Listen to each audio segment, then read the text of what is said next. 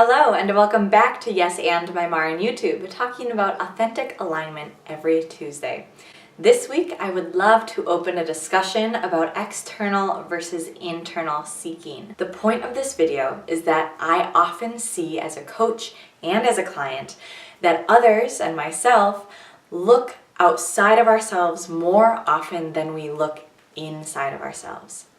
And so often the answer is already there in front of us. The answer may be based on years of research, years of observation, years of life experience that has been ingrained in us and formed in some way that is now of great use.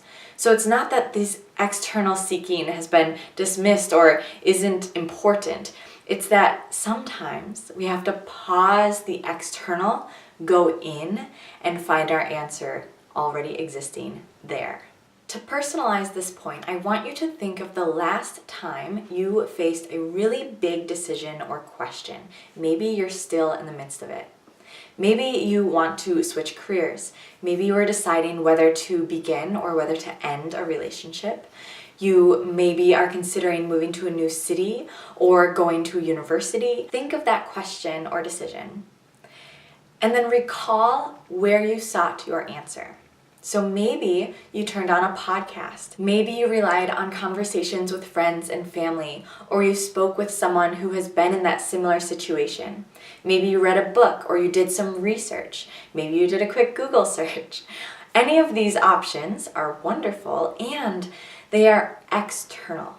So it is gathering data from outside of ourselves. In this decision process, in this big question, did you ever pause to ask yourself? What I see frequently is our natural tendency to think the answer is outside of ourselves, to think that we must find it, rather than go in and trust that we already have our answer. This external seeking is really beneficial to broaden our perspectives, to see what else is out there, what opportunities exist, to maybe even narrow our vision to choose what ideas or practices are research-based. Maybe talking to someone you really care about is something of value for you in your decision process. So I'm not saying abandon the external seeking. What I suggest and what I want us to contemplate is, are we also including ourselves in the contemplation? Are we also adding our own insight, our own wisdom and feeling into this seeking? I feel the weight of my graduate training on my shoulders right now. I am not saying dismiss research, and I'm not saying that research or external data is not of use. It is of great value. And there is an important step thereafter, or before, or in the midst of this external seeking, where we take the data, bring it to ourselves, and ask what feels best for us. What is resonating with us about all this data that we're gathering? What do we want to try on? What do we enjoy to try on? And then take that for a ride, rather than thinking the only information we need to consider is outside of ourselves, or the only information that is trustworthy is outside of ourselves. And why I'm making this video in the first place is because I think that internal component is often not considered at all. We stay in the external, we continue reaching, we continue seeking without pausing to ask ourselves. And that is where I find that all the external seeking comes together in a way that makes sense and in a way that works. This balance between external and internal seeking is why I love life coaching so much.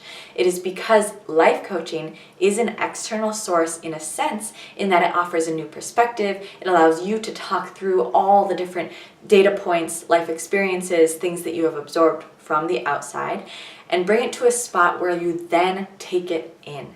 You reflect on what is resonating with you. You reflect on how you have reacted to all these external sources. And maybe for the first time in a very long time, you pause to ask yourself, what is best for you? What have you learned from this experience? What do you desire moving forward? So for my call to action at the end of this video, I challenge you, next time you face a big question or decision, maybe that is right now, ask yourself, what is my best guess? What do I think?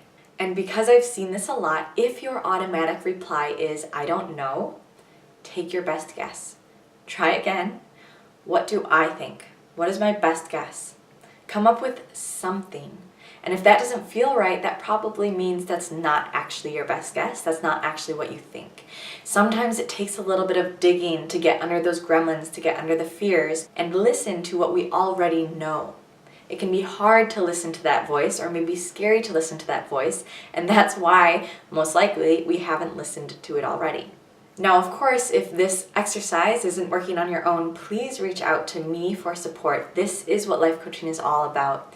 It is about asking you what you desire, what is working for you, what you know, and sharing your wisdom with yourself sometimes, uncovering what you already know to yourself, and moving forward with that to pursue your most full, authentic life.